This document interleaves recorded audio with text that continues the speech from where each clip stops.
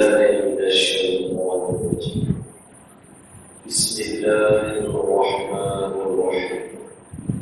السلام عليكم ورحمة الله وبركاته.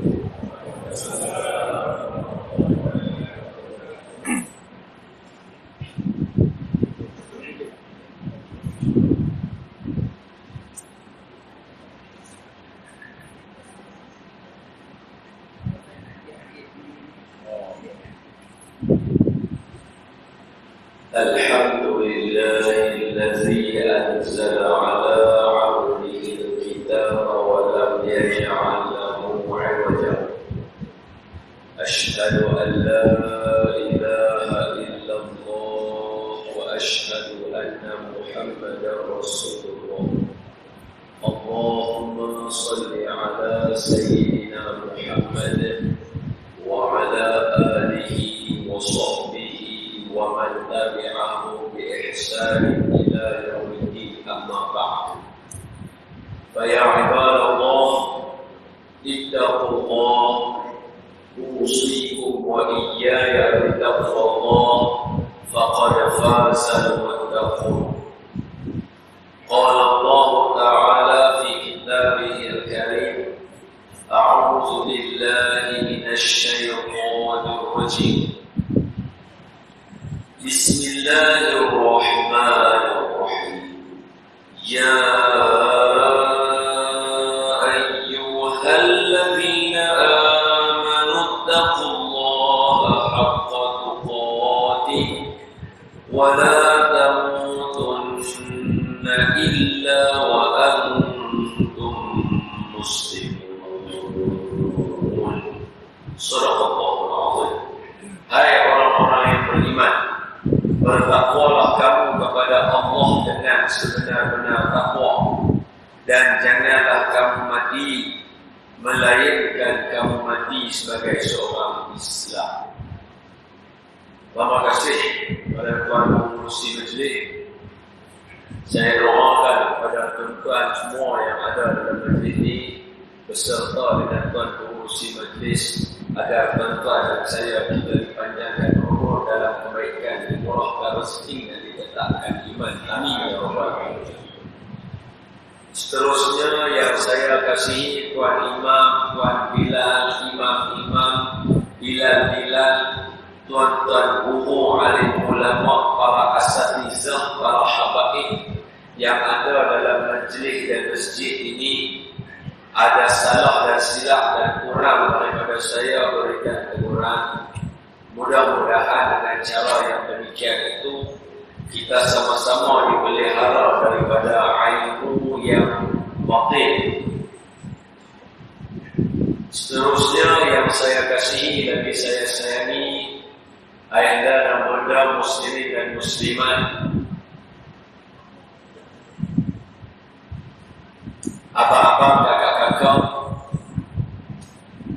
saya doakan mudah-mudahan semua yang ada dalam masjid ini kita sama-sama dilimpahkan rahmat dan kasih sayang oleh Allah Ta'ala, dan menjadikan kita salah seorang daripada yang boleh meraih kasih sayang Allah untuk masuk ke dalam syurga-Nya. Amin ya rabbal alamin. Tuan-tuan semua sehat? Tuan-tuan, insyaAllah saya nak clear ke atas saya pelan. Nak kuat sikit lagi. Eloklah. Kalau saya minta kuat sikit boleh tak? Boleh tak? Kuatkan sikit lagi. Tak cuba hati. Tadi sama. Tak mau. Hari kuat sikit.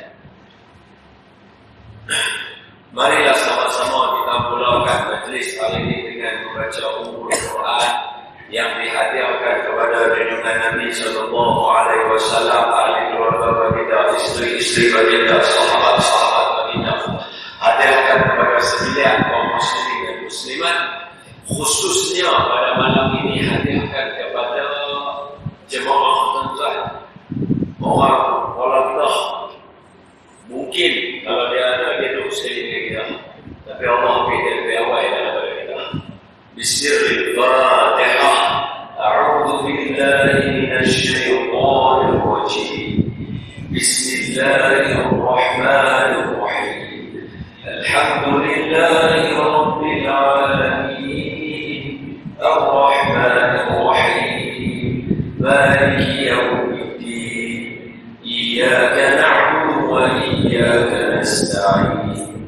اهدنا الصراط المستقيم صراط الذين أنعمت عليهم غير المغضوب عليهم ولا الضالين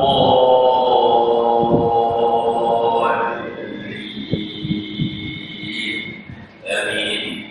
بسم الله الرحمن الرحيم. اللهم افتح علينا حكمتك وانشر علينا من خزائن رحمتك يا أرحم الراحمين. اللهم إنا نسألك الهدى والتقى والعفاف والغنى والحمد لله رب العالمين.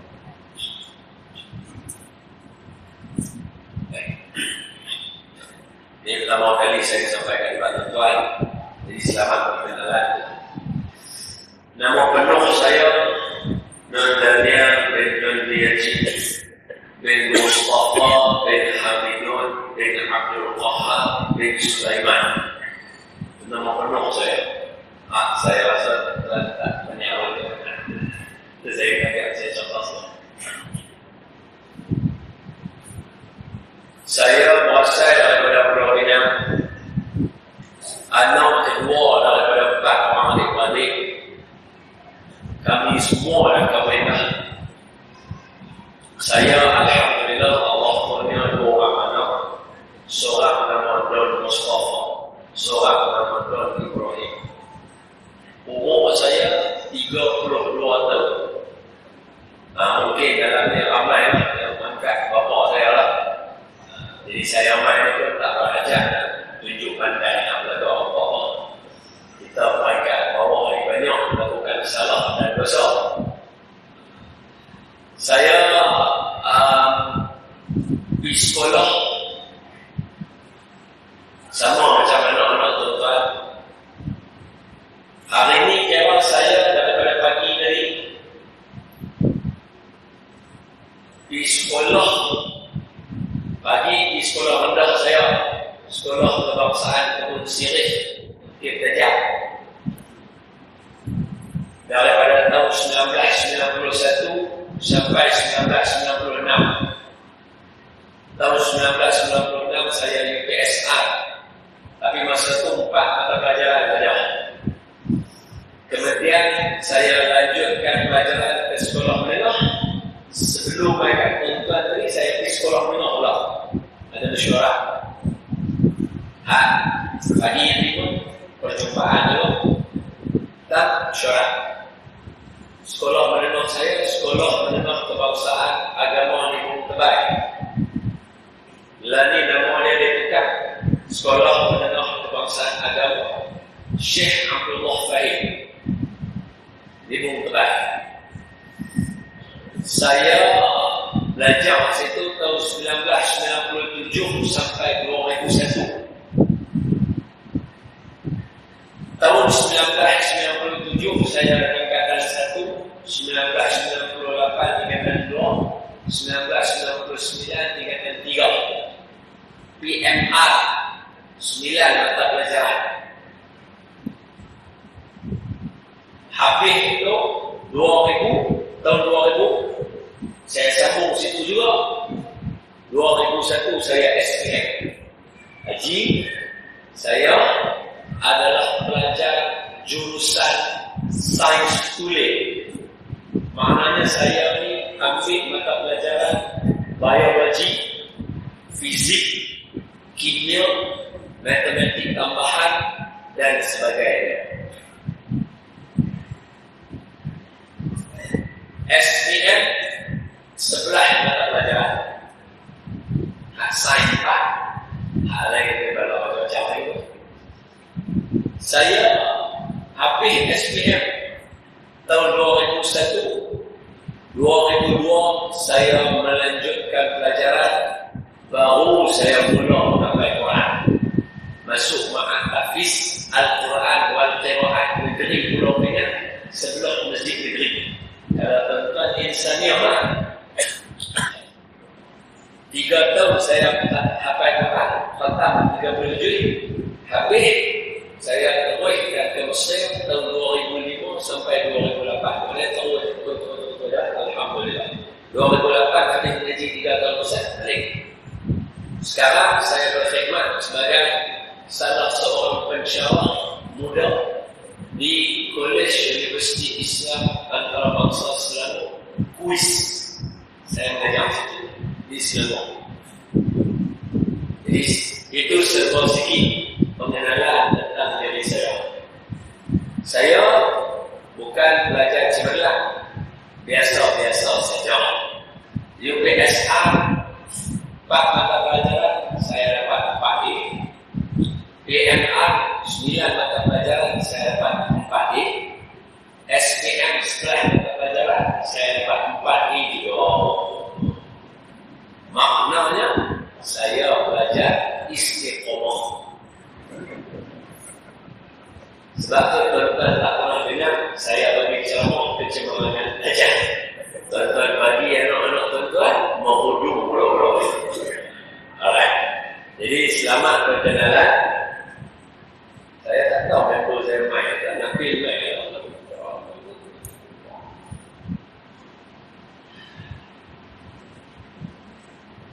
Tuan-tuan, tahun lepas 2016 ada satu sukan, saya tak tahu orang Melaka tengok kenapa. Nama sukan itu sukan Olimpik. Wawasan saya tuan-tuan pun mesti ada jadi tengok juga lah. Dengar Malaysia dapat berapa pinjaman lah? 3. Kalau tak silap saya orang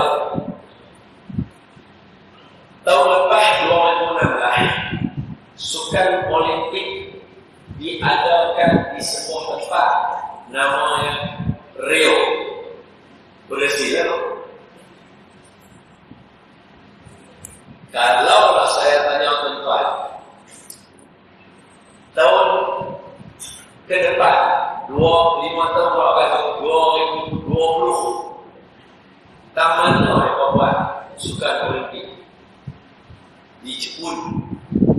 So lagi 2017 nanti sampai 2020 orang semua dah tahu lah sukan Olimpik 2020 akan diadakan di Jepun. Soalan saya tanya tuan-tuan ialah, jangan ambil jauh-jauh nak buat stadium, nak hias stadium, nak turak balapan lari tu, nak buat tempat lompat tinggi, nak basuh kolam renang ataupun nak terjun, nak buat dataran untuk orang main gimnastik. Hak tu semua confirm dengan pakai duit banyak. Tak sah kira yang tu. Saya nak ajak tuan-tuan kira satu benda. Kalau buat sukan, confirm benda ni mesti kena. Apa dia? Medal. Dia ada minyak emas, ada minyak perak, ada minyak gangsa. Kalau saya tanya tuan-tuan, hari itu dekat Rio, berapa pingat mereka tawarkan? Berapa jumlah pingat yang mereka bagi ke orang? Saya tahu tuan-tuan tak boleh jawab, saya dah sedia dalam jawapan. Kalau dulu tuan-tuan jawab, sampai sudah tak dapat jawapan.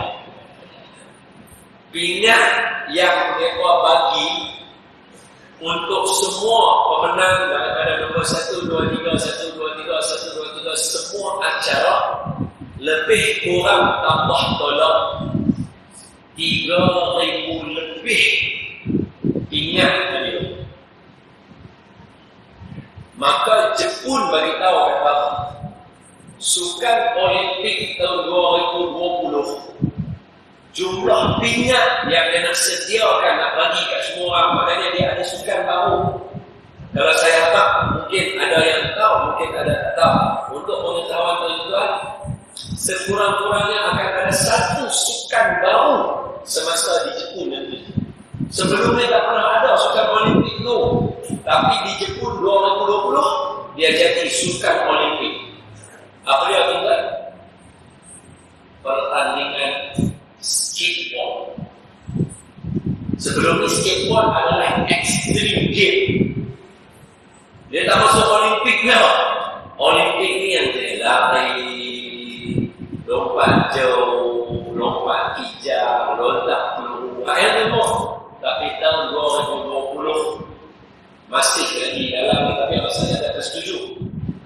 Di Jepun akan ada satu sukan Olimpik yang tak ada sebelum ni, iaitu skateboard. Jadi dengan ada sukan-sukan baru, Jepun beritahu kami tawarkan jumlah pingat adalah sebanyak 5,000 pingat. Ya? 5,000 kan? Bukan 2,300, bukan 500. 5,000 pingat.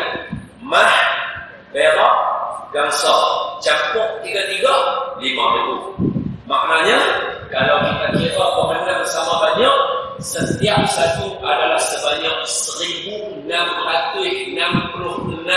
pingat perak, mah, 1,666 pingat perak, 1,666 pingat gangsa. Baki ada lagi dua, tak tahu apa dah satu. Sebab 1,666 kali 3, tuan-tuan dapat kurang 4,998. Tuan-tuan dapat 4,998 bagi lagi 2. Boleh faham ya? So maknanya setiap pingat ditawarkan 1,666 pingat. Soalan saya, berapa harga satu pingat? Nak buat? Bukan macam sekolah kita tempah. Sekolah kita tempah kedai hancing, mana agak sancung, mana agak berapa dek dah. Aku lempak dah. Hak ni yang mereka duk gigit tu lah. Boleh? Daripada kat kamar nak gigit kan? Berapa satu meter tu tuan-tuan kalau nak buat? Abang kata saya tahu, tunggu tuan-tuan jawab. Bukan sudah tak tahu. Saya tolong kira tak tuan-tuan nak beritahu. Di Rio, kita ambil contoh lah. Semasa di Rio tu, satu pingat emas sebiji dia saja nak buat dia, harga dia adalah sebanyak 600 USD. 600 USD tu tak? Maknanya kalau tukar dalam duit kita berapa ringgit tu kan? Kalau tukar dalam ringgit Malaysia RM, satu pingat emas tu nak buat dia saja adalah sebanyak RM 2,670 ringgit. Jangan. Tapi jangan lupa, kita nak sediakan untuk Jepun sebanyak 1,666 biji. Berapa harga dia semua sekali tuan-tuan? Harga dia 1,666 kali 2,670, kita dapat sebanyak 4,448,220 ringgit. Pingat emas saja kena buat peluang 4 juta. Belum pertandingan lagi, belum kira stadium lagi, belum kira balapan lagi, belum kira lu nak beli tak peluru takkan nak pakai hak sekolah kita punya, dah tahu baru-barunya. Mesti kena beli baru punya, brand new, betul? Ini sukan Olimpik punya saja orang punya alasan. Mana boleh dia berubah-ubah, dia tak mahu dulu. Alasannya apa? Nampak? Jadi belum kira alat-alat tu semua ni, belum. Baru pingat saja untuk emas. Dia pun kena buat keluar kalau duit kita sebanyak 4,448,220 ringgit. Silver, perak, nak buat yang perak punya sebiji masa Rio hari itu, harga dia adalah sebanyak 325 USD. Berapa harga Malaysia? RM 1,446 ringgit. Sebiji yang silver. 1666 kali dengan 1446. Tuan-tuan dapat nak buat tingkat silver saja adalah sebanyak 2.4 juta.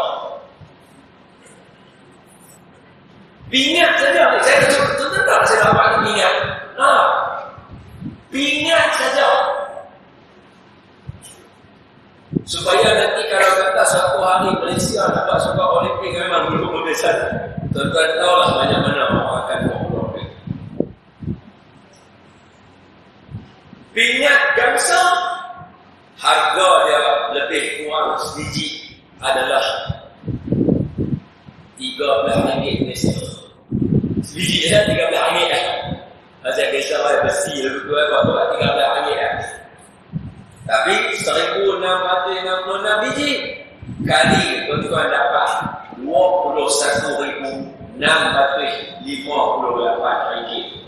Banyak loh. 21,000. Tuan-tuan baru nak edar kamu untuk nak bantu masjid. Itu pun belum tentu dapat 21,000. Campur semua untuk pingat sahaja. Sukan di Rio di Jepun nanti dengan duit ringgit Malaysia tuan-tuan akan dapat 4,448,000 campur 2.4 juta campur 21,000. Tuan-tuan dapat 6,878,914 ringgit. Maknanya 6.9 juta. Juta lah. Tapi itu RM. Mana boleh jawab RM? Sebab dia bukan nak buat Olimpik kat Malaysia. Dia nak buat di Jepun. Maka duit kita kena tukar pakai yen. 6.8 juta sama dengan berapa yen? Sama dengan, saya bagi tahu tuan-tuan lah, jumlahnya ialah 174.9 juta yen Jepun. 175 juta Jepun kena bawa keluar untuk tahun 2020 nak menghasilkan stadium lah. Bukan menghasilkan balapan lah. Bukan nak menghasilkan apa tuan-tuan? Medal saja. 174 juta. Baik, sementara nak kira pasal medal, tabung pun jalan. Tuan-tuan kubur dulu medal ni. Tuan-tuan kubur dulu dalam medal ni. Saya boleh kata apa-apa ni, tak tahu. Dia mahu dia kalau tak tahu. Saya kata lain. Oh no, ini tidak saya nak apa-apa. Buat dulu. Bapak-bapak boleh baca apa sudah? Okey.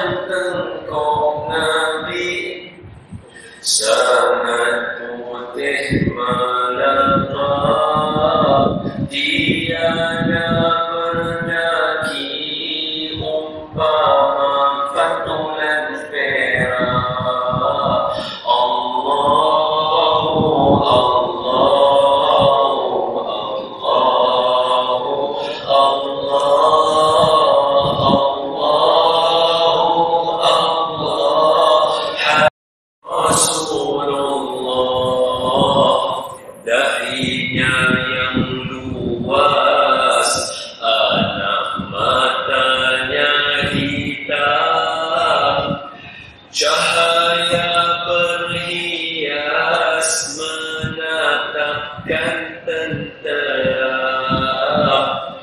tulang baginda kemas, saling kuat mencengkam, rukanah tertewas, lalu memeluk Islam. Allahu Allahu Allahu Allahu Allah Habibi Rasulullah.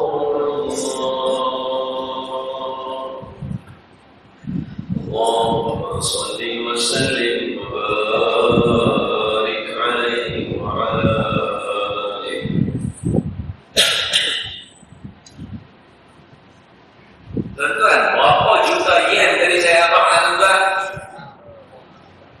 Tengok macam sungguh-sungguh kan tadi. Berapa tuan? Berapa? Berapa juta? 175 juta yen. 175 juta yen. Tuan-tuan tengok saya. Jawab saya tolong boleh.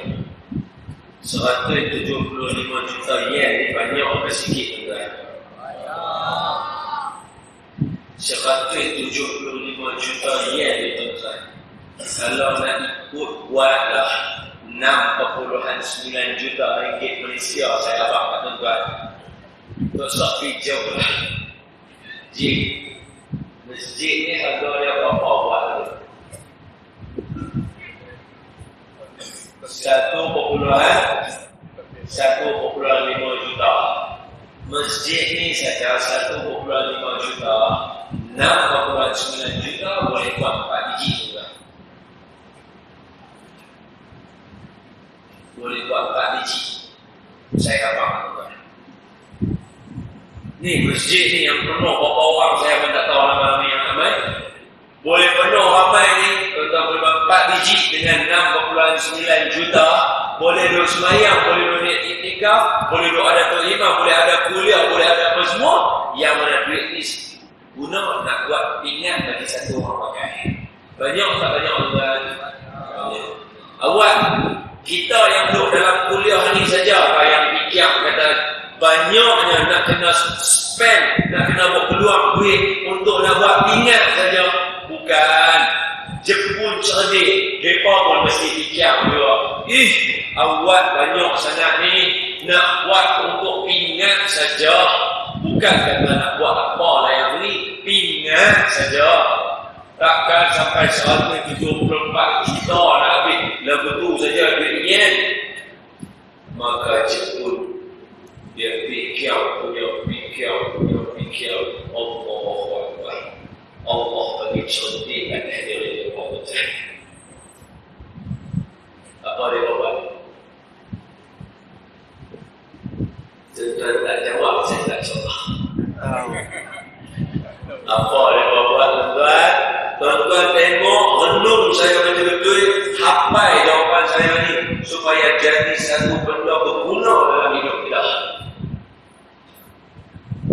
Jepun fikir dia kata macam mana nak settle 174 juta ni nak bagi jadi kosong pun tak payah berpuluh satu sen pun, tapi kita nak buat juga medal emas, silver, gamsa. Tuan-tuan, Jepun 9 tahun 2017 bila? Februari 2017. Bila? Bulan ni. Mereka telah berjaya menemukan. Tahun lepas, Rio. 2016, Rio. Lepas Olimpik, baru mereka buat pengumuman. Di mana tempat seterusnya. Maknanya kalau tahun lepas, kalau tuan-tuan ingatlah juga Olimpik. Dia masa dekat tengah-tengah bulan 9, 8, 9, 10 dulu. 8, 9 dulu kalau tuan ingat. Kita baru bulan 2. Maknanya lebih kurang 6 bulan saja daripada keputusan yang nak buat di Jepun. Dia keluarkan satu idea. Dah buat dah. Mereka jimat kosong, tak payah berbuat duit langsung buat medal. Dia buat macam mana tu tak? 125 juta yen jimat. Terror kan? Dia buat apa? Dia buat pengumuman bagi tahu kepada semua rakyat dia. Sekarang zaman teknologi, semua orang ada handphone. Ada handphone yang tak pakai laptop, komputer, CPU, kamera, semua tu tolong hantar kepada pusat hijau Jepun. Kita semula mereka akan ekstrak daripada semua alat-alat tuan-tuan. Dalam dia ada emas, dalam dia ada silver, dalam dia ada copper, dalam dia ada bronze, dalam dia ada zinc. Mereka akan ambil yang tu, mereka akan buat balik daripada alat-alat tadi untuk jadikan balik medal emas. Kosong modal mereka yang asal 175 juta. Kalau ni orang Jepun berbuat handphone tak pakai apa. Tahu dekat satu di kontak lah, 2-3 lubang di kontak. Tahu masuk dalam tu, company tu ambil, bawa masuk, asingkan handphone, casing dia, screen dia, apa boleh pada handphone kita ambil. Screen dia letak asing, kabel dia letak asing, kulit dia letak asing, bateri dia letak asing, apa semua. Pakai cerai kan, ambil magnet, ambil alat apa yang boleh sedut. Kalau mic dia sedut mic, tak sempat. Silver, sedut besi, sedut besi, zinc, sedut zinc. Apa bronze, sedut bronze, tak siap lepokkan buat bagi jadi metal. Bijak. Saya yakin, saya cakap dari tuan-tuan dengan bijak.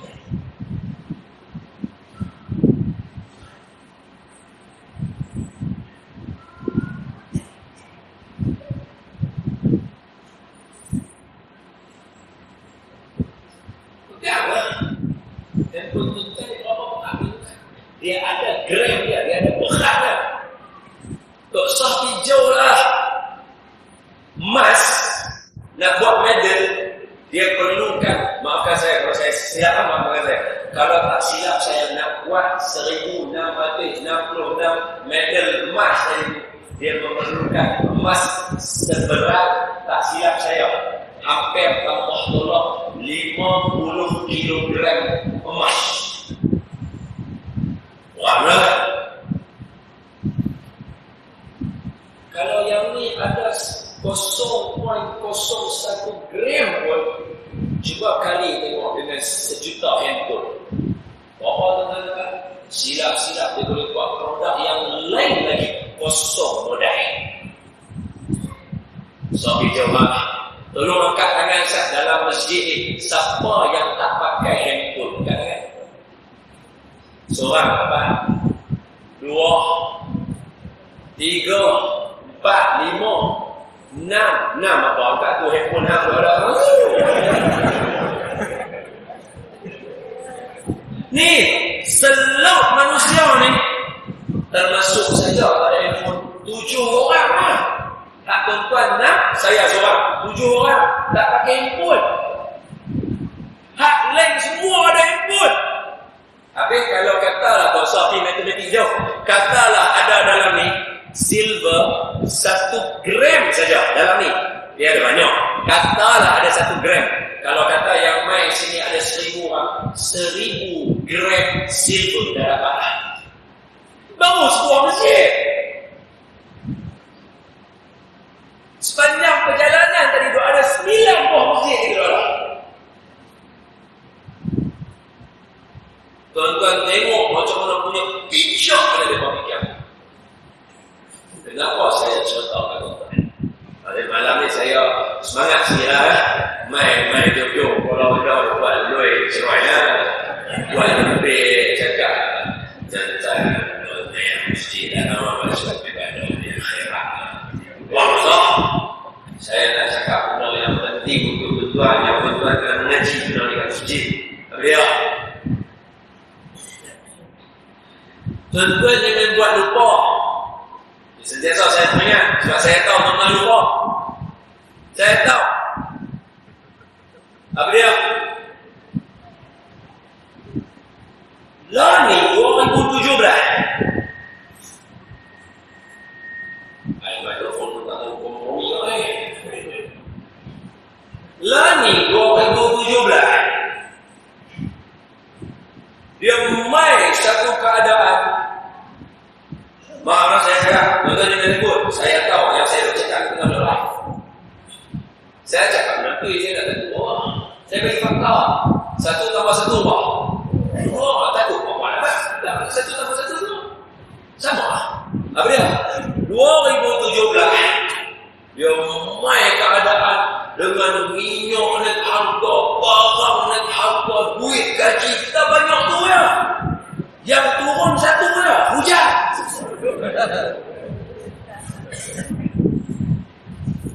Yang lain naik. Kita pun nak hantar anak di sekolah. Kita kata ni apa bala duk main ni? Kita tadah tangan orang, ya Allah. Apa kami buat di Kuala Kedah ni, ya Allah, sampai teruk sangat ni. Aku tak kira lagi angin duk main low bergelora, tak boleh nak turun, duduk mengai, ambil ikan jalan, ikan duk main. Oh, dia tak kira yang tu lagi. Kira yang ada depan mata dengan yang kira kat pejabat tu, dia kata, ya Allah, hari ni dapat gaji, 2 hari lagi jadi muflis dah. Hak muflis tak apa. Tak kira lagi yang buat loan dengan bini. Loan yang tak payah-payah.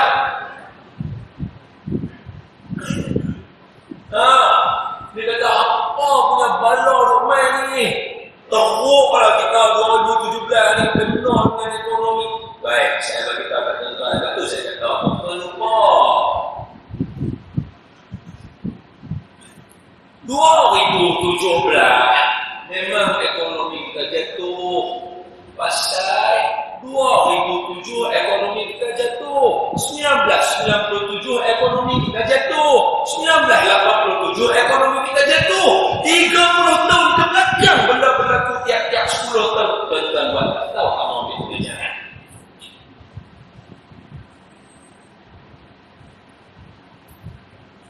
Nampak? Tapi janganlah buat muka sabar diri. Buat muka sedih.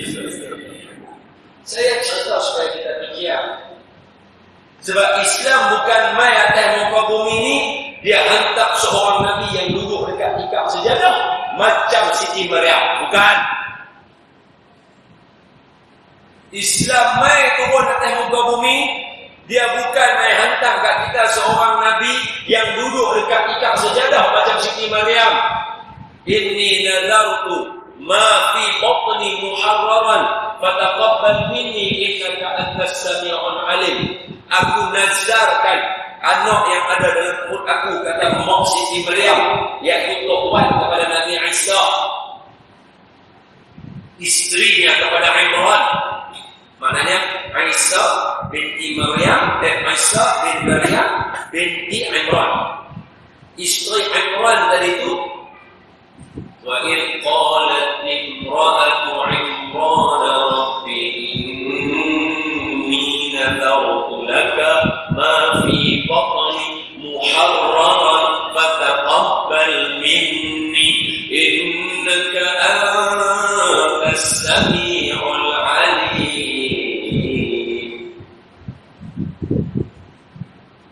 Ya Allah, aku nazarkan anak aku yang ada dalam perut ni untuk duduk beribadah dalam mihrab kamu semata-mata. Hak tu Siti Maryam. Tapi Nabi akhir zaman dan para Nabi yang lainnya, semangat sini benar ya, benar penting tegas ya. Yang duduk mihrab Siti Maryam. Adapun Nabi kita, Nabi Muhammad sallallahu alaihi wasallam, hakikat semua umat. Nabi kita, Nabi Muhammad sallallahu alaihi wasallam,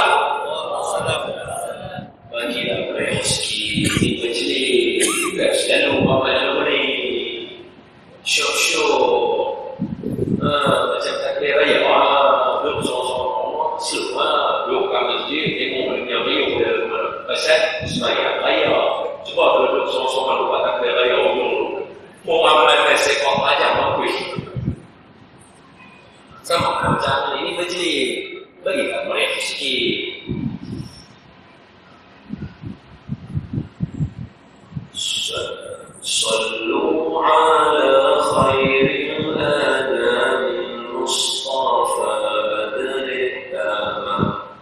صلوا عليه وسلموا يشفع لنا يوم الزينة. Suatu ketika Sayyidatuna Aisyah dikhabarkan oleh baginda binasalah mereka yang tidak dapat melihat wajahnya, wajah Nabi di hari akhirat kelak nanti.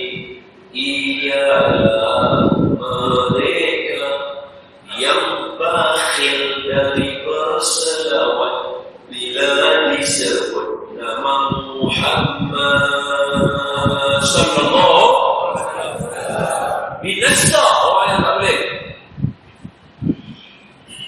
Nabi kita pernah bersabda, selawatlah di mana berada. Orang tidak boleh yang salah. Pasti sampai kepada baginda, pahalanya mula berganda. Satu salawat yang dibacakan ditulis 10 pahala, memadamkan 10 dosa, diangkat 10 darjatnya. Sallu ala khairil anamil Mustafa badrin tamam. Sallu alaihi wa sallimu yashfa' lana yawmaz ziham. Begitu banyaknya fadilat berselawat pada baginda. Mahukah kita dituliskan di antara kedua mata, bebas dari sifat munafik dan bebas dari neraka, ditempatkan di hari kiamat bersama para syuhada.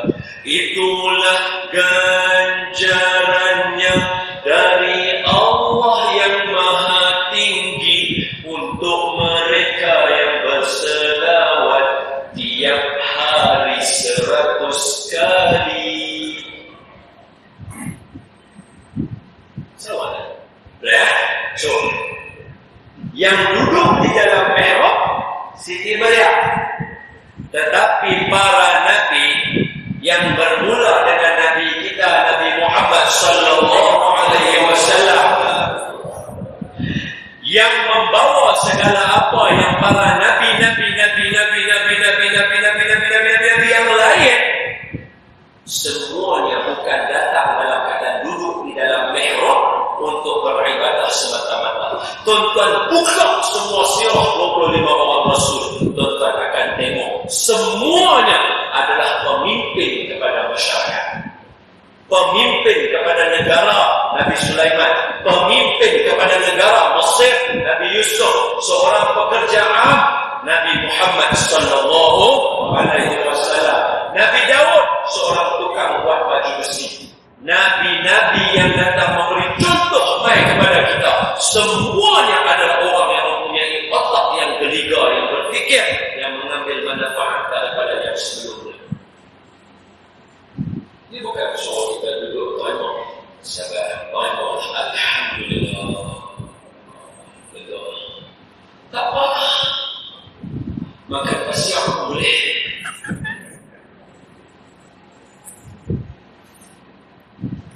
Enggak ada silap.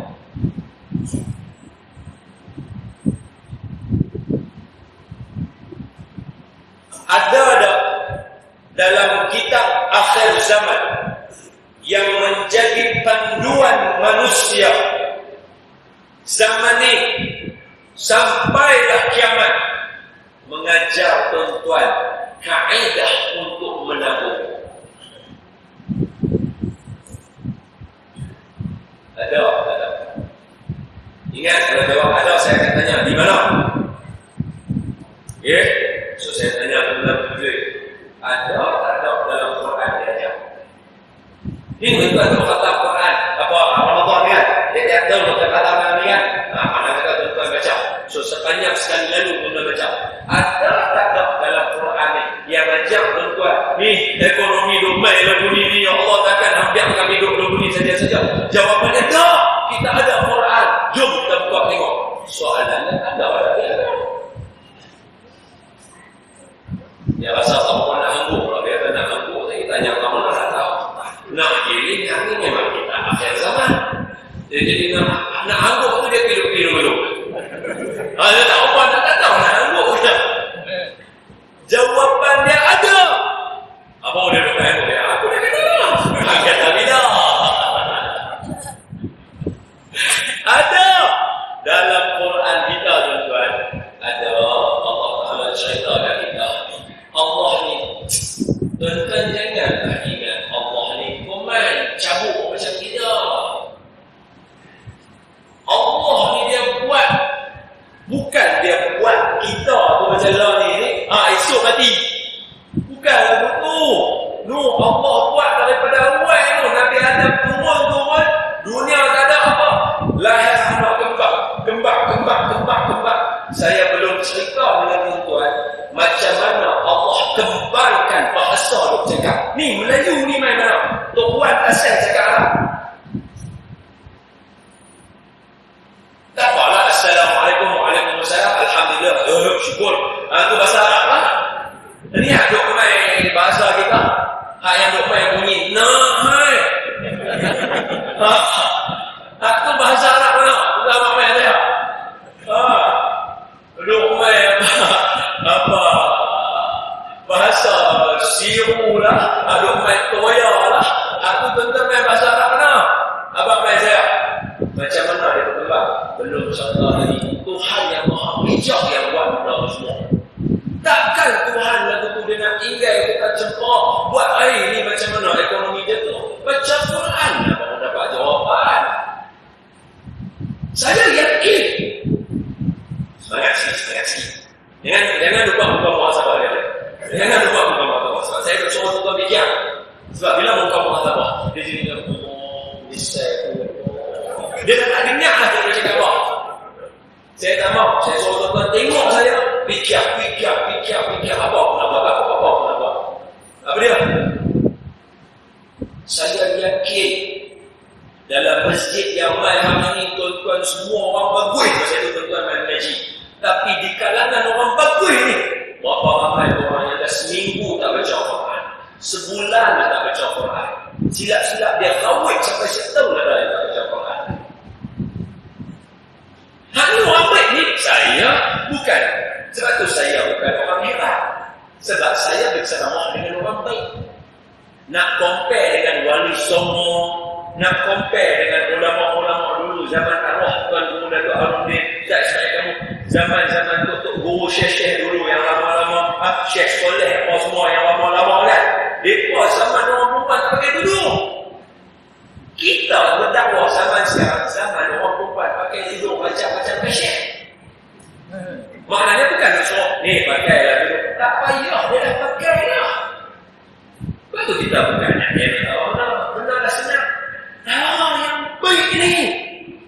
Berapa ramai yang tak baca Quran. Nurah yang kira. Tuan-tuan yang lupa. Lagi telah. Takkan pula dia pergi curi kat bank. Sementara tu member tu buka mangga tu boleh buka apa-apa sikit. Kawan dia kata, weh, ni dia masuk sama. Saya tak ni, makro pagi ni. Oh enggak, apa lagi tak baca? Bila ada problem, baca Quran.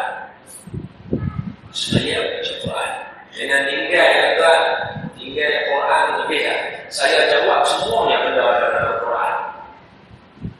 Tuan tinggal tak dapat jawapan. Baik, di mana Allah Ta'ala ajar kita untuk kita nak menabung ekonomi jatuh? Dalam Quran cerita, ekonomi down. Jatuh. Bukan saat 7 tahun. Sama nak punya kita? Sama. Cerita tentang Nabi Yusuf habaq kat raja, mimpi raja. Raja biarkan telan 7 ekor lembu gemuk, 7 tangkai dijirit, hak yang berselera pun ada juga. Apa maknanya wahai ahli nujum negara? Dia tak boleh jawab. Ahli nujum negara tak boleh jawab. Dia kata kami ini ahli nujum barang perahu kapal dan barang skipper. Dia tak boleh jawab. Tiba-tiba ada satu orang kata, ada seorang boleh dia. Nama dia Yusuf. Dia duduk dalam penjara. Lari dia kat Nabi Yusuf. Dia kata, Yusuf ayyuhas siddiqun. Wahai Yusuf yang dipercayai. Tolong saya terjemah. Ini mimpi raja kita. Ini raja yang sudah mimpi. Jawab Nabi Yusuf, akan melanda negara ini. Mesir lah tempatnya. Mesir itu negara kaya kan? Kata dia. Mesir itu ke mana orang? Planet mana? Mesir buminya. Mesir bumi sekali tanah sambung dengan kita. Maknanya ini bukan cerita tentang planet-planet, cerita untuk kita. Pasal apa pun tak syarak, tak hurai, tak baca pun dalam TV, dalam radio, dalam cerita semua. Mai dia pakai otak kita. Mai dia pakai otak kita. Saya rasa tak mana.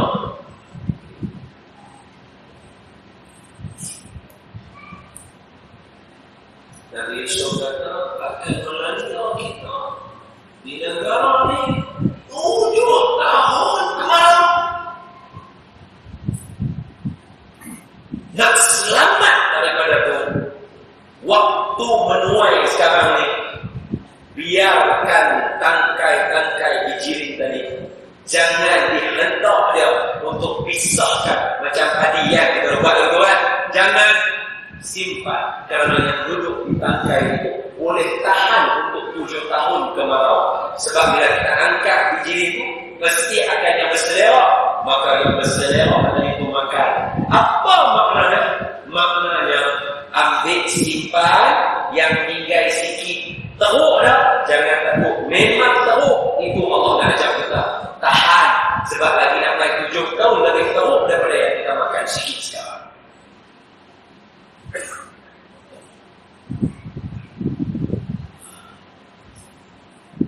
Saya yakin mai saja isu ekonomi dalam tahun 2017, 2019, orang tak mulai apa hikmah di dalam cerita Nabi Yusuf. Sebab cerita dia saja satu-satunya yang cerita macam mana pertukaran barang dagangan daripada Palestin dengan Mesir yang dibawakan oleh anak-anak Nabi Yaqub, adik-beradik Nabi Yusuf, sedangkan abang dia ada di Mesir. Berlaku trade in, trade out, berlaku import, export, berlaku penjimatan, berlaku macam mana nak jaga makanan dalam waktu yang panjang. Sebab tu Yusuf tayuk dia punya tu dibubuh dengan tangkai-tangkai sekali. Yang tak biasa, dia buka-buka dia kata pemalas depan ibu dengan tangkai-tangkai bodoh. Bukan, tahan lama, Quran ajar.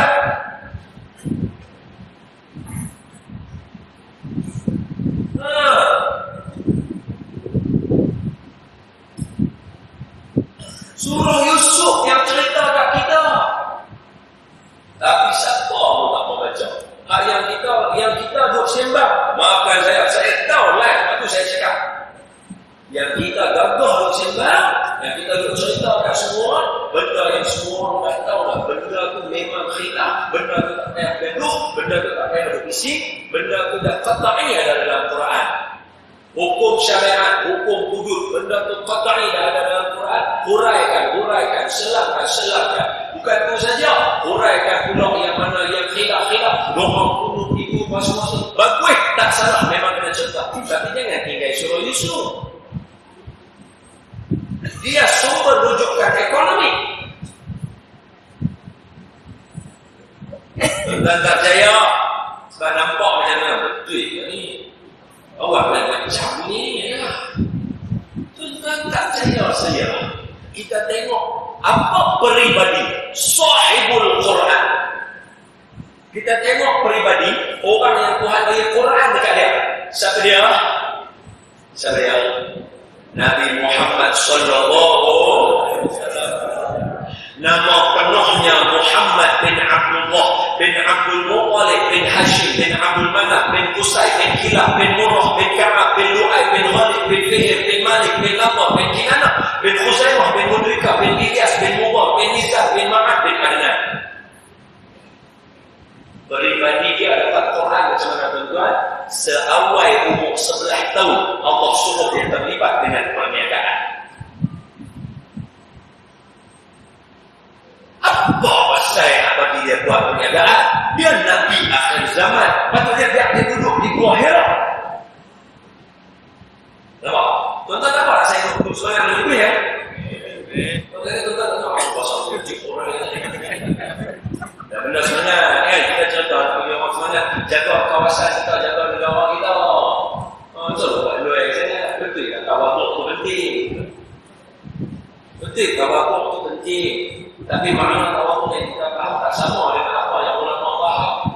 Tuan-tuan kena ingat nak compare, kita mengaji bab tawaduk, nak compare tuan-tuan dengan nak compare para sahabat, mereka lebih alim tawaduk daripada tuan-tuan dengan saya. Betul?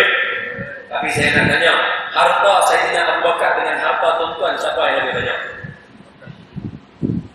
Harta tuan-tuan dengan Sayyidina Uthman, menantu Nabi yang alim Quran, yang atas tangan dia keluar Usah Uthmani, dia lebih alim daripada tuan-tuan dan saya. Tapi nak compare harta tuan-tuan dengan harta dia, siapa lagi banyak?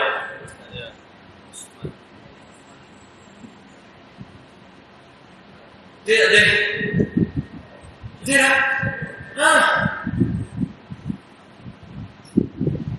Hajjah tak boleh saya tak compare tak boleh namanya. Hajjah kira mukjizat zaman sekarang. Orang perempuan dia kira mukjizat zaman sekarang. Tahu-tahu je atas meja ada duit. Tahu-tahu je atas meja ada duit. Itu mukjizat dia zaman sekarang. Nak mukjizat dia pula, tahu-tahu duit tak ada. Ada mukjizat kita. Mukjizat orang perempuan boleh buat. Tahu-tahu je ada duit atas meja. Tahu-tahu ada duit atas meja. Kita tak hilang. Itu mukjizat zaman sekarang. Allah.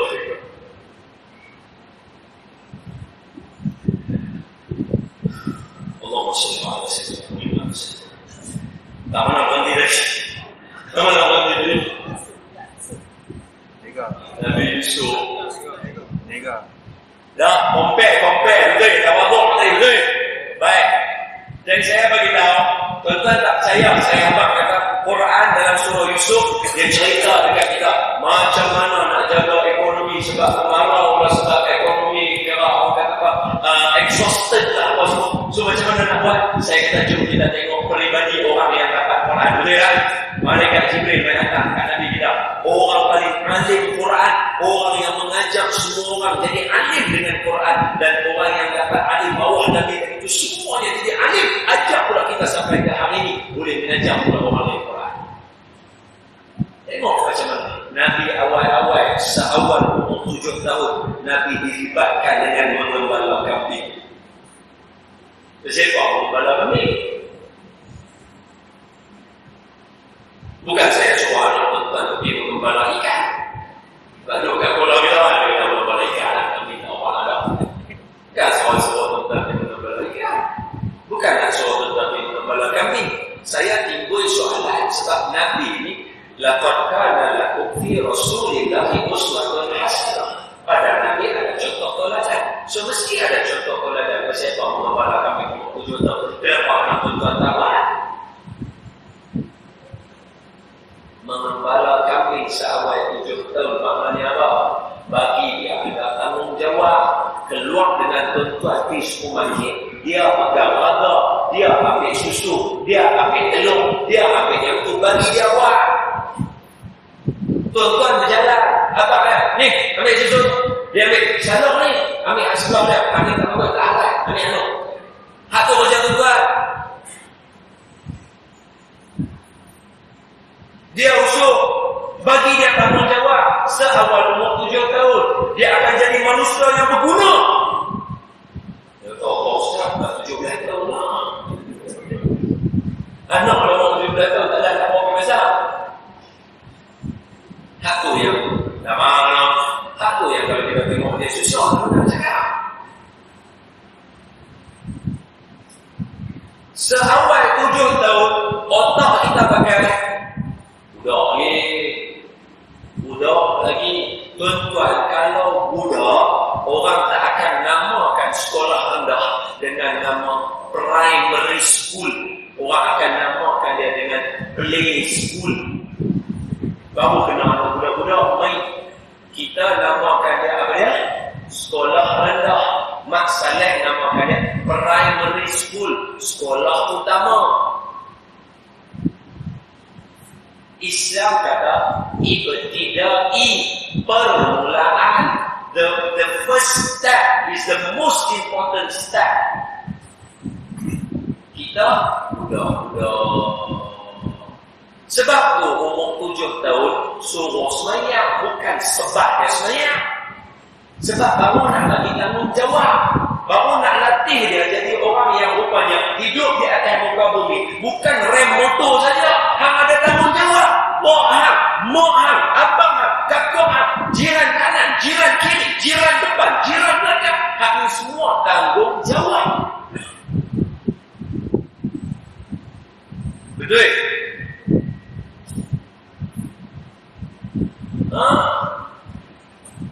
Sesuai umur 7 tahun. Bagi dia mengembala. Tuan-tuan tahu tak mengembala kambing? Saya tak tahu mengembala kambing sebab tak bisa buat sepanjang yang ulama cerita. Tuan-tuan tahu tak mengembala kambing ni berdasarkan sirah kita baca, budak tu akan duduk sorang-sorang kat atas bukit jaga kambing makan minum. So dia kena tahu dia nak tidur ke, dia nak jaga ke, dia nak jalan ke, dia nak semayang ke, dia nak minum ke, dia nak berak kencing, siapa nak jaga kambing dia. Dengar berak, kambing lari. Dengar berak, nak ligan ke nak habis? Tak tahu boleh faham tak maksud saya? Jadi dia ada tanggungjawab, dia kena fikir. Maafkan saya kalau ada cikgu dalam dia semua minta maaf. Bukan saya nak tunjuk lebih pandai dari situ, tak. Saya nak apa kata? Hebat kemahiran berfikir aras tinggi dah diadakan sejak daripada Nabi, awal kehidupan Nabi. Ya. Dia tengok dah. Okey, saya tanya tentang tak tahu pokok budak bola kedah tak ada dulu. Budak umur 7 tahun berak ke tak berak? Berak lah orang betul aku. Maknanya dia duduk kat atas bukit tu seorang-seorang duduk kepala kambing. Tuan-tuan teringat tak? Pasal apa tuan-tuan pergi Mekah, tuan-tuan pergi Tanah Arab, tuan-tuan rasa kambing dia macam sedap sikit. Antara yang orang sana cerita kat saya, kambing sana dia tak makan rumput, pada tuan-tuan ada rumput sangat. Rumput kadang-kadang yang banyak ialah dia jilat garam yang berada dekat batu. Pasal tu mengembala kambing dia bawa duduk atas bukit. Lepas tu kalau tuan-tuan buka Hayatus Sahabah, tuan-tuan buka kitab apa nama Fadail Amal, dia cerita pasal banyaknya kambing sebanyak bukit. Pasal apa kambing buat? Dia jilat batu tu, garam tu yang bagi dia jadi sihat. Boleh faham tak? Lepas tu kalau kita tengok Ahmad Saleh dia, lembu dia gantung ada garam, etak tu suruh lembu duduk jilat. Betul? Siapa ni jaga lembu dia cerita kan? Budak tu duduk mengembala seorang-seorang. Mengembala kami tak ada member tak? Tak tahu lah kot, tuan-tuan biasa dengar kata Nabi bawa member sendiri. Yang tahu, Nabi bagi tahu member dia suruh ganti tempat dia ada. Masa umur dia 7 tahun, 8 tahun, ketika Nabi nak tengok orang main muzik. Allah nak jaga Nabi habaq lah member dia. Ganti satu tempat aku boleh lah, aku nak pergi tengok ada pesta segitu seronok. Nabi turun nak pergi tengok. Tengok macam tak apa nak start lagi. Nabi sana-sana, Nabi tidur. Member dia ganti dia. Maknanya seorang kedua ada atas bukit tu. Pesta tu siang ke malam? Sebab Nabi tidur siang ke malam? Malam.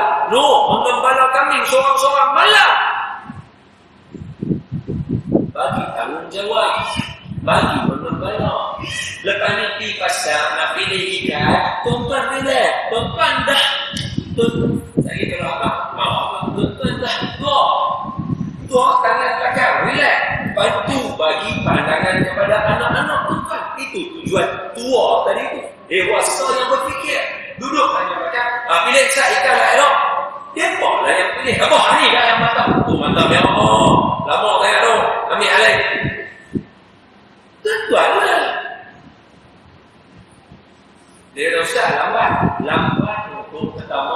ketiga hari pertama.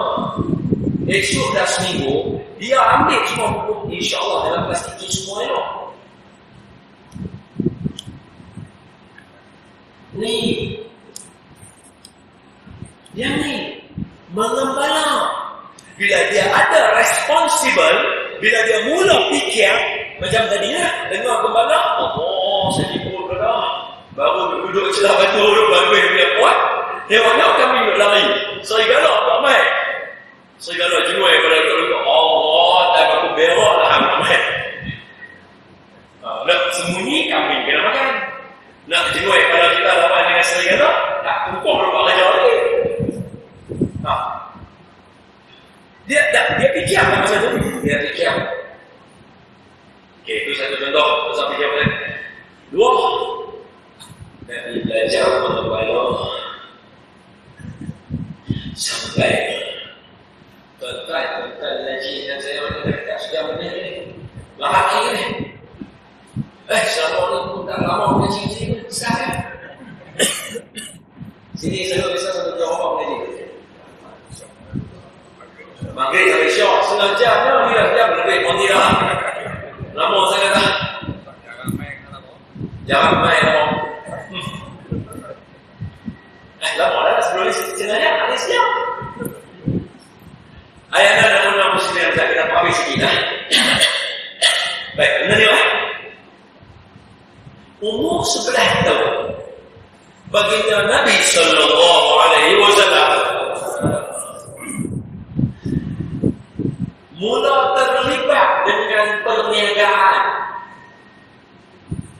Kalau kita baca sirah lah, kalau boleh lah tuan-tuan ambil sirah kita baca. Tahu tak dia boleh apa? Pakcik Nabi ajak Nabi mai ikut rombongan berniaga pergi ke Syam. Maknanya Nabi bukan peniaga. Dia follow. Maknanya kalau dia tak follow pun, rombongan itu tetap akan pergi juga. Allah bentukkan hidup Nabi bagi pakcik Nabi kata kepada dia, Muhammad, jom ikut aku kita pergi Syam jaga. Nabi kata, jom pakcik boleh. Pakcik yang jaga saya. Abu Talib yang jaga Nabi dia. Jom apa salahnya, let's go. Jom. Dan seawal umur 12 tahun, 11 tahun diperkenalkan dengan perniagaan. Soalan, wah, pasal apa? Macam tuan-tuan tak jawab, tak salah. Fikirlah, agak kan, saya buat, agak. Okey? Awak tuan-tuan duk renung saya, tak jawab ni. Saya nak jawapan agak ya, cuba agak. Pasal yang mohon Nabi umur 11 tahun ni, nak kena dalam nak kena menega. Ambil hadapan ni, saya suruh depan. Apa? Bagi saya kata.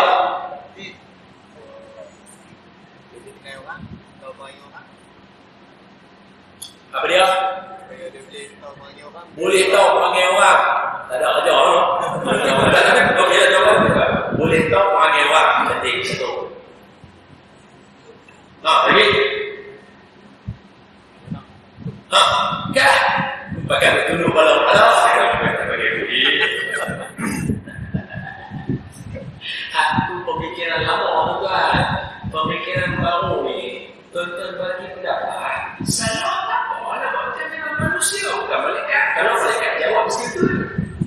Malaikat pun ada jawab salah. Ada Allah. Ada. Malaikat, aku nak buat manusia khalifah atas muka bumi. Malaikat kita bersekolah nak buat yang lebih besar. Dia jawab tak? Jawab. Allah kata baik. Aku tahu lah apa yang Allah tahu. Dia kalau malaikat yang perfect pun Allah boleh jawab begitu. Takkan tuan-tuan nak apa jawapan tuan-tuan semua? Relax kan? Saya pun ada jawab salah. Kira salah, apa besar? Saya kira macam tadi kan 1,666 kali Allah. Betul tak jawapan ni? Betul pakai jawab. Saya kira balik. Salah, apa penipu aku dalam hati aku?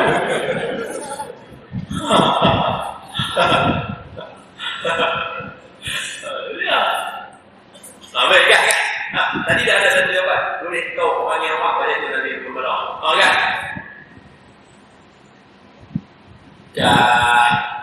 Apa? Bagi dia pandai ekonomi. Dia kait dengan yang tadi kan, tajuk ni. Boleh jadi sulit kan, ada sulit tu.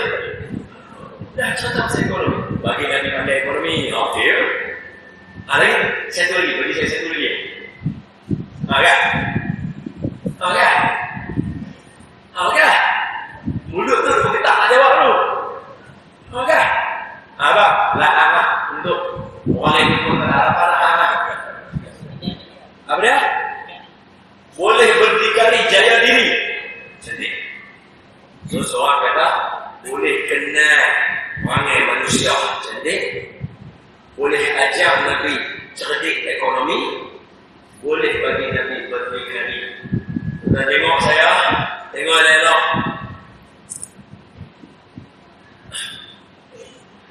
Dengan baginda Nabi terlibat. Allah SWT. Dengan baginda Nabi terlibat dengan perniagaan di awal usia 11 tahun. Ingat, orang lelaki mazhab Imam Syafi'i balik sampai umur 13. Betul Sampai 15. Betul Maknanya usia tu dengan matang Nabi terlibat dengan ekonomi. So, saya ulang sekali.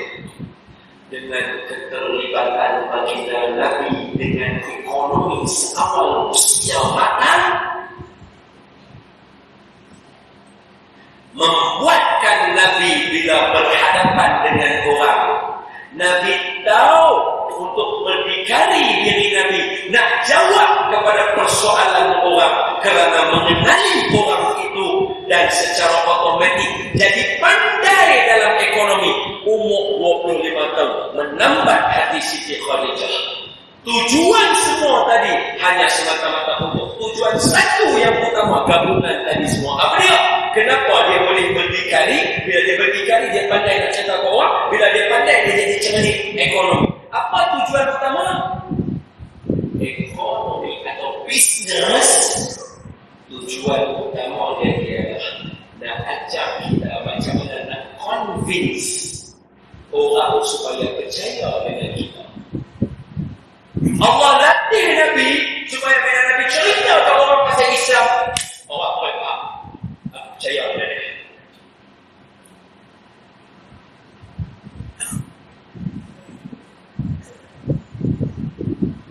Banyak kita boleh. Ada benar lagi itu. Mana boleh Nabi buka mulut Nabi dalam keadaan orang Arab buta huruf, Nabi pun buta huruf.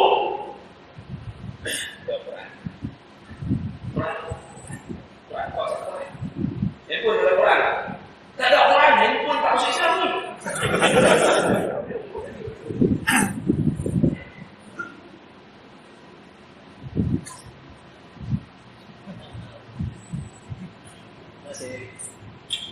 Tuan-tuan, insyaAllah jawapan saya berikan kepada semua yang di dalam Quran. Jangan tinggal. Bukan saya suruh tolak ayat, bukan. Saya kata jawapannya Quran. Quran dulu. Hadis nomor 2. Sebab ini sumber premier. Hadis sumber premier. Tapi di antara dua sumber premier, hadis dulu. Hari ini orang banyak nak contoh kat kita. Hadis sahih. Seolah-olah macam Quran tak ada makna. Assalamualaikum warahmatullahi wabarakatuh. Hari ini saya nak ceritakan tentang hadis sahih. Saya tak tahu Quran dulu. Quran. Cuba. Quran awal. Semua yang duduk dia. A'udzubillahi minasyaitonir rajim. Wa ma kunta tatlu min qablihi min kitabin wa la takhutuhu bi yaminik idzan lam mubtilun. Surah Al-Azim. Surah Al-Ankabut juzuk 21 ayat yang ke-48. Awal juzuk 21 ayat 48. Wa ma kunta tatlu min qablihi min kitabin wa la takhutuhu bi yaminik idzan lartabal mubtilun.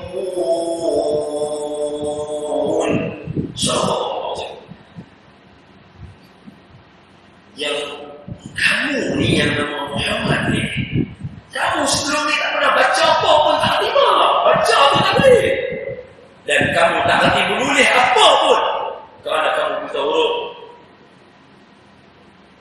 Tuan-tuan jawab kat saya betul. Ada tak di kalangan anak-anak bola kita ni ada yang tak apa nak boleh go sangat dengan pembelajarannya? Betul tak betul? Allah bagi kat kita. Nak bagi budak-budak yang lambat sikit tapi ni dedahkan dia kepada ekonomi bisnes. Dia boleh generate kepala otak dia. Sebab siapa dalam dunia ni yang tak suka duit? Dan tak percaya. Sebab itulah anak-anak masyarakat pemuda seawal-awal usia mereka sekolah tadika, sekolah rendah, masuk pandu puteri, scout girl, mereka kena diajar untuk jual ayam RM5 lemonade tu dengan cookies, dengan brownies. Beli dekat supermarket ni, mak dia beli cookies tu kat supermarket, buka plastik supermarket tu, book satu-satu dekat anak tinggal, orang nak masuk jual sekeping berapa. Supaya anak kita pandai untuk nak cerita ke orang, supaya bila dia tahu cerita ke orang, dia boleh sebarkan Islam. Mana boleh Nabi dalam keadaan buta huruf tiba-tiba pandai cakap dengan orang? Melainkan Nabi ditarbiah oleh Allah Ta'ala. Sebab Nabi contoh teladan pada kita. So kita pun kena tarbiah dari kita seawal umur 7 tahun. Tuan-tuan ada buat tarbiah juga. Yang lama-lama jadi habit, bagus. Apa dia? Tengok handphone. Kaedah betul tak salah? Okay, contoh. Bila tuan-tuan bagi anak tuan-tuan tengok handphone, dia tengok berapa nak jalan? Dia buat apa? Antara yang selalu kita suar ada handphone kita kan? Kalau kita tengah cakap dengan kawan kita, dia main nyambuk nak suruh kita dukung dia apa dia. Kita tengok TV ke apa dia. Maknanya apa? Ketika kita tengah engage dengan satu benda, kita akan bagi dia handphone tadi. Itu cara kita terbiak.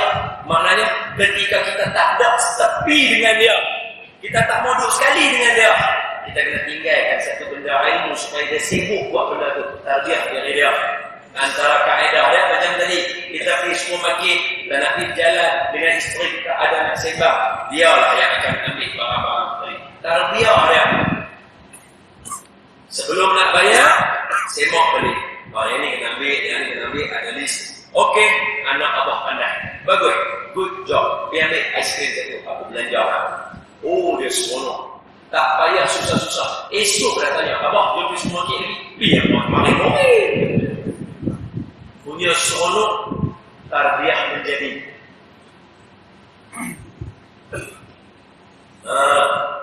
Allah tarbiyah Nabi. Sebab tu bila Nabi bawa saja Islam, orang yang mula selepas Siti Khadijah, Sayyidina Abu Bakar, dia dengar saja nama Muhammad, dan dia bawa balik daripada pedagang, dia jumpa saja Nabi member dia juga, dia kawan dia dulu, tapi tak lambat sangat, tak rapid. Dia baik dia selesa. Jumpa Muhammad, apa cerita? Aku nak ceritakan, sembah Allah, Tuhan satu, jangan syirik dengan dia, hubung silaturahim, dirikan sembahyang. Cara Nabi sebut tu, Sayyidina Abu Bakar kata, suar tangan ramai, suar tangan Nabi, aku berjanji, asyhadu an la ilaha illallah, terpaku.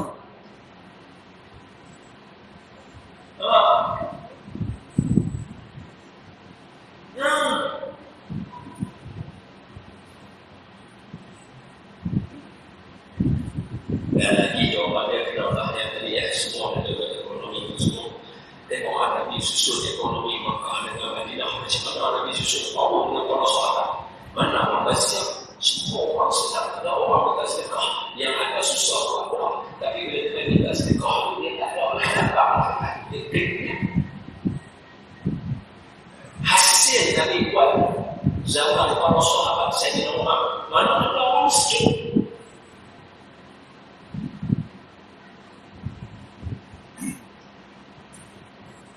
Para sahabat yang Allah sahabat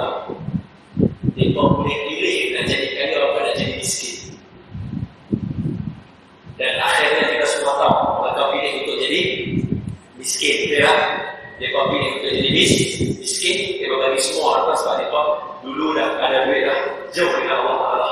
Lalu dah ada Nabi sebelah rumah. Bagi semua, aku nak duduk dengan Nabi. Betul tak betul? Mereka memilih jadi miskin. Kita tak ada pilihan memang miskin itu. Betul.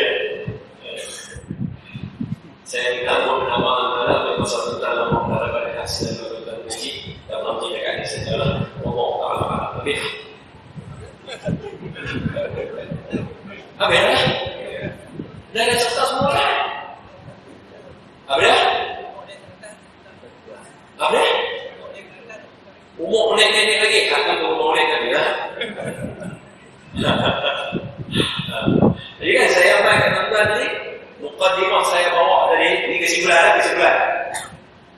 Saya main ke ayat undang muslimin dan muslimat, tempat baru kita berkenalan elok.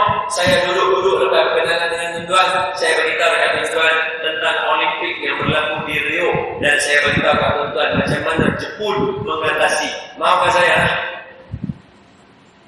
Rio dan semua negara-negara sebelum ini untuk Olimpik semua habis duit untuk tinggal tadi. Main dekat Jepun. Jepun ni orang mana tuan-tuan? Barat. Kanan. Jepun orang mana? Orang Timur. Orang Barat. Asia. Orang Malaysia. Sebab ada persamaan di sini. Satu saya kata tuan-tuan cerdik. Tuan-tuan cerdik. Cuma sebab cerdik kita punya kesibuk dengan benda lain. Alah macam pencuri dia. Kalau dia tak cerdik, dia tak akan ada kaedah macam mana nak buat hijab. Dia cerdik, tapi cerdik dia diguna ke arah benda lain. Macam anak-anak tuan-tuan yang kaki menjawab. Anak-anak tuan-tuan nak kena mulut kena cabai. Dia cerdik, dia pandai jawab dia lah. Cumanya cerdik dia diguna untuk benda lain. Tuan-tuan, Jepun negara kedua tahun 2016, Jepun IMF apa?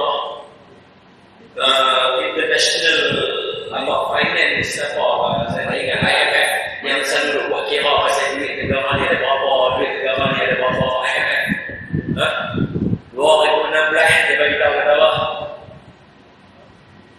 Jepun negara yang kedua teramai sekali yang mempunyai jutawan. Jumlah orang kaya level jutawan di Jepun adalah seramai 2.4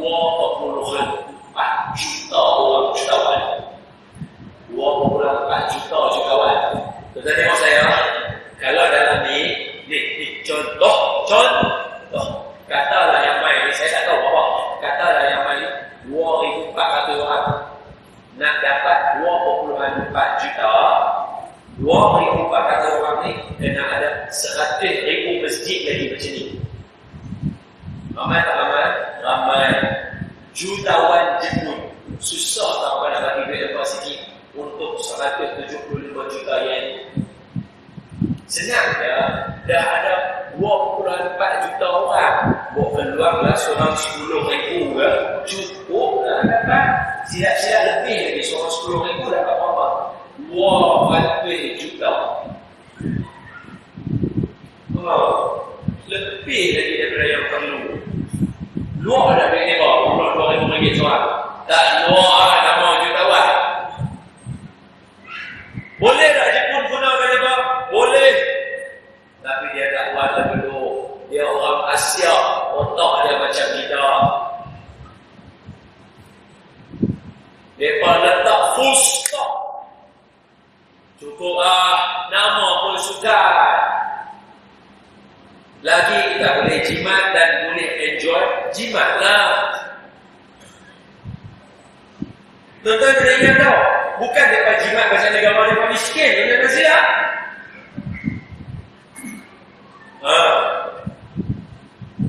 Pasal dia nak buktikan semua orang kata dia cerdik. Saya tanya tuan-tuan, bila lagi anak orang kita nak buktikan semua orang kata kita cerdik? Mainlah satu formula kampung-kampung, kalau ekonomi susah, sesak ni. Sekarang ni ada orang yang bagi mahal. Saya tahu yakin apa yang orang ni yang buat istilah ekonomi tengah susah, jom kita bangun sama-sama, kita buat bisnes. Yang kaya dia seorang, dia kampung ni dah juga.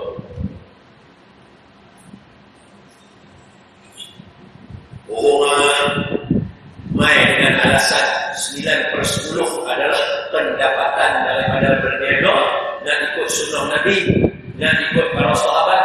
Tapi takbir pertama Nabi, sahabat yang niaga tu semua ada belakang Nabi. Kita sembahyang siap bobo lagi, mesyuarat tak nanti. Lepas tu kita sembah dengan orang abad 9/10 adalah pendapatan daripada berniaga. Tujuan Nabi kata tu untuk Nabi kata kita, bila hang berniaga, you own your own time. Hang ada masa sendiri, pasal tak boleh bayar tepati waktu. Masa hang punya. Jangan berjual buat ayat-ayat lagu tu. Islam bukan main kakak tawa lagu tu. Islam main ni kerjasama ramai-ramai, kita hidup sama-sama. Baru betul. Baru betul. Baru orang nampak, wow, bestnya Islam. Okay, lepas saya dah contoh dekat tuan-tuan saya jemput tadi cara manajemen, saya bawa lah tuan-tuan menyelami kenapa saya nak beritahu lagu tu. Saya nak beritahu kita ada beberapa benda kita terlupa.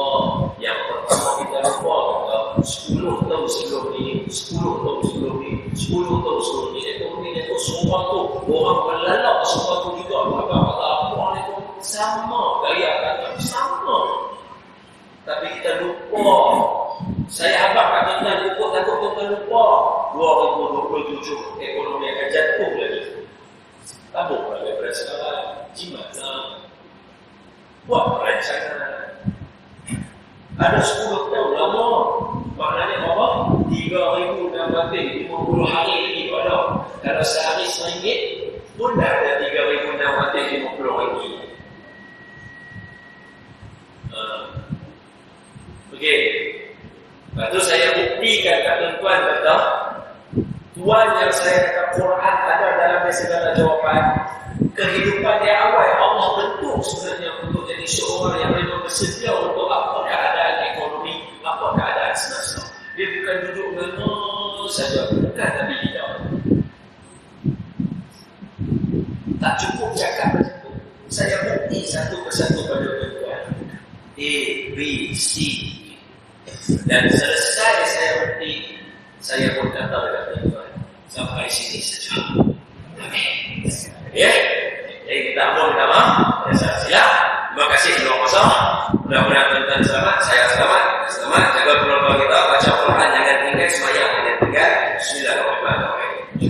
Allahumma syrah bil Quran wa afdal syukurana wa yassirni umurana wa ahdi wujurana wa sirri awsarana wa nawwi qulubana wa quburana wa qubur abaina ya rabbal alamin. Allahumma faqihna fid din wa 'allimna ta'wil wa hdina siratal mustaqim. Allahumma arhamna bil Quran waj'alhu lana imaman wa nuran wa hudan wa rahmah. Allahumma dhakkirna minhu ma nasina.